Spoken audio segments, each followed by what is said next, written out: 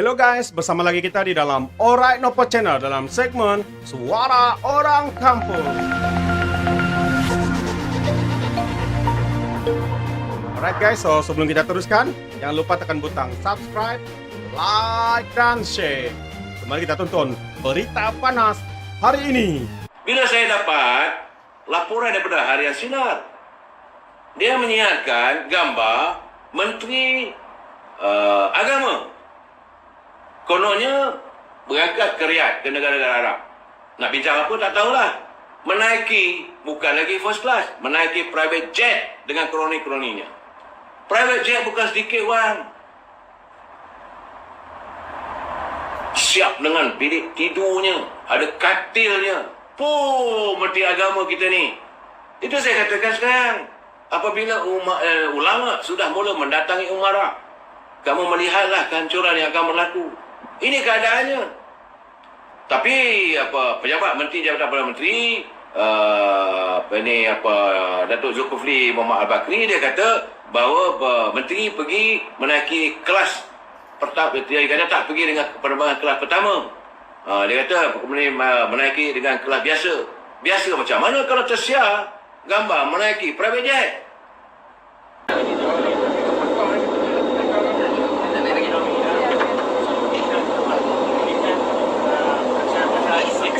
Kapal laut macam mana boleh ni kapal?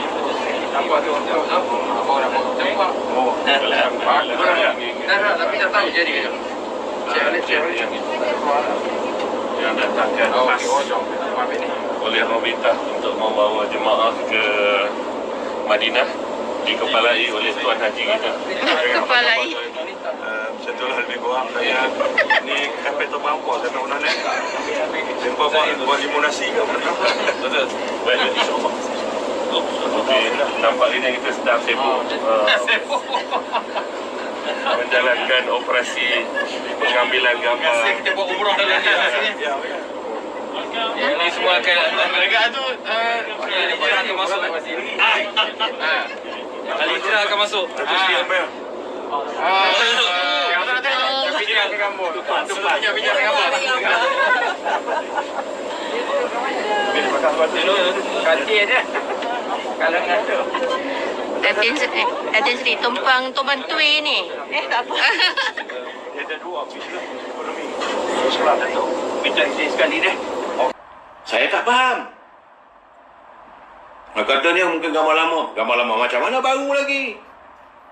Saya melihat bahawa dalam keadaan rakyat susah, negara dah tak ada duit, takkanlah menteri ke sana sini dengan private jet. Ini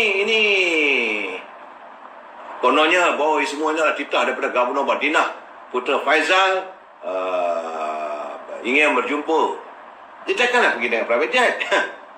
Saya dalam keadaan begini merungsingkan lagi apabila Saudara Azmi di hantar kepada saya, dia kata warga kaki tangan awam telah pun diminta supaya mengadakan zakat wakaf setiap hujung minggu. Pula dah. Jadi rakyat yang terkesan, rakyat pula kena ada depan zakat wakaf lah, itu derma dan sebagainya.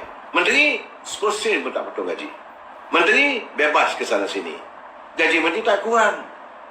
Dan saya melihat dapatan saya bahawa perbelanjaan kononnya sekarang ni sudah menghampiri musim pilihan raya. Parti Peribumi Bersatu sudah pun membuat peruntukan untuk ketua bahagian dapat 40,000. Ini nak bulan puasa ni, pemberian bulan Ramadan ni, kerana mereka dalam kerajaan. Sebab perbelanjaan tidak boleh dipersoalkan sepanjang tempoh darurat ini, sebab beliau mendapat blank check. Boleh berbelanja ke Perdana Menteri dan Menteri Besar boleh berbelanja tanpa mendapat kelulusan Parlimen. Ini yang bahaya. Ini yang bahagia. Sebab itu saya terima daripada catatan daripada Joe Hudson. Dia hantar kiriman kepada saya. Dia kata dia cukup marah. Dan dia amat kecewa.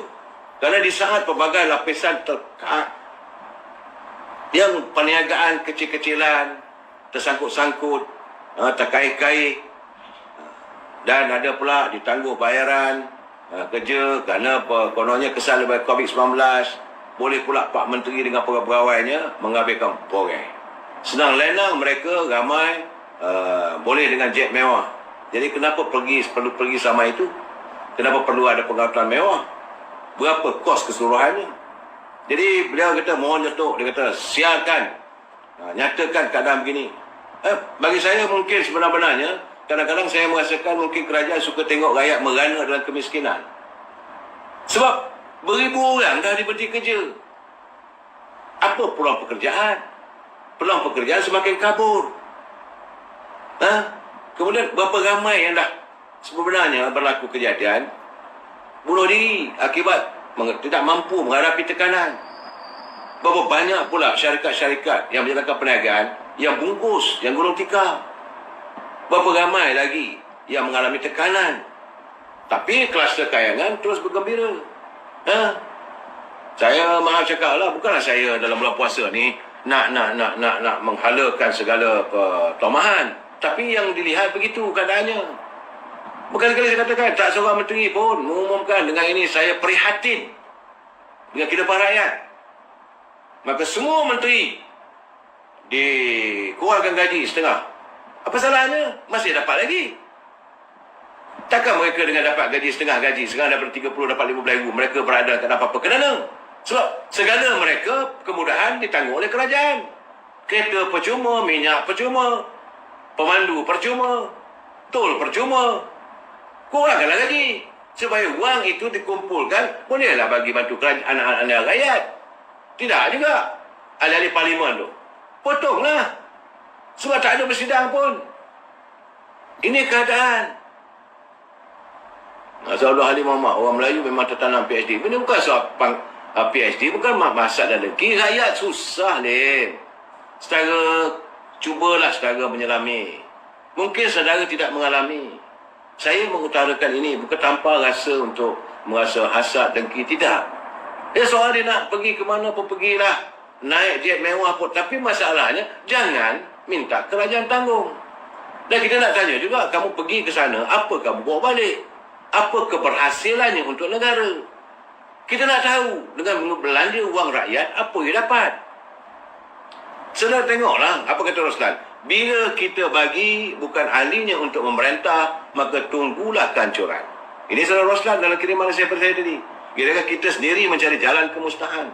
Sedangkan negara dalam kesejahteraan dengan ekonomi yang membanggakan sebelum ini, apakan daya? Nasi sudah menjadi bubur. Jadi telan sajalah. Jadi jangan lupa nikmat apa yang kamu mau dustakan lagi. Nah, ini keadaannya. Hari ini daripada Kerajaan Pakatan Harapan berterusan tidak ada perancangan ekonomi. Betul saja. Kalau di Kelantan rakyat nak berniaga pasar malam, tak boleh. Jadi saya rasa kalau keadaan begini, cara terbaiklah, kalau Tan Sri Perdana Menteri tidak berkemampuan untuk mentadbir negara, cara terbaik supaya tidak dijatuhkan. Kalau sidang parlimen nanti, mungkin ada usul dia tak percaya. Kalau ada pilihan raya nanti, menghudum habis. Cara terbaik, menghadap agung, bunuh diri. Sebab dah tak ada mampu. Terbukti sebab bila dia kata, negara sudah tak cukup duit lagi dah. Bila dia menyatakan benda begitu, pasaran saham juga menghudum. Ini kenyataan seorang Perdana Menteri. Bila dia menyatakan bahawa Malaysia tidak lagi mempunyai wang yang cukup, maka tersebar ke seluruh dunia. Saudara jangan lupa, ini soal ekonomi. Dunia korporat, dunia ekonomi, sedikit saja beritanya, seluruh dunia terpancar. Kesan daripada itu, tentulah pelabur-pelabur takkan datang pada kita lagi. Jadi, bukannya kamu menggamit pelabur, malah kamu menghalau pelabur datang. Orang nak simpan duit pada kita pun tak nak berani. Saya macam mana yang saya berbual dengan Yang Muhammad Teguh Razali Hamzah. Dia kata, bezanya antara Malaysia dengan Singapura, negara Singapura, banyak orang menyimpan wang dalam bank di Singapura.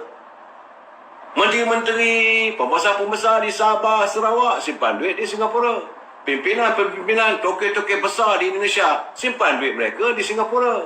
Toke-toke, orang-orang korporat yang hebat-hebat daripada Malaysia, daripada Taiwan, daripada Hong Kong, daripada Vietnam, semua menyimpan duit di Singapura. Jadi bila wang ada dalam bank di Singapura, maka dia mempunyai kedudukan ekonomi yang kukuh. Bila ada depositor, orang simpan duit, kita bayar bukanlah dengan nisbah bunga yang tinggi. Macam kita dengan bank, kalau kita simpan dalam bank 3% saja. Dan bila pada mempunyai wang yang banyak, boleh-bolehlah dia melabur di mana-mana. Ini keadaannya. Dan kita sekarang ni semakin kusut. Dan yang amat dikhawatiri oleh Yang Muhammad Tengku Razali adalah kalau bank kering. Kalau bank kering, maka kita, ringgit kita ni akan luntur seluntur-lunturnya. Bila ini berlaku, kita kebergantungan negara kepada makanan 95% daripada luar negara. Sebelum saya mengundurkan diri seperti biasa, peribahasa mengatakan, tapapun kangkap, 2 tahun keinginan. Sekian, bye-bye.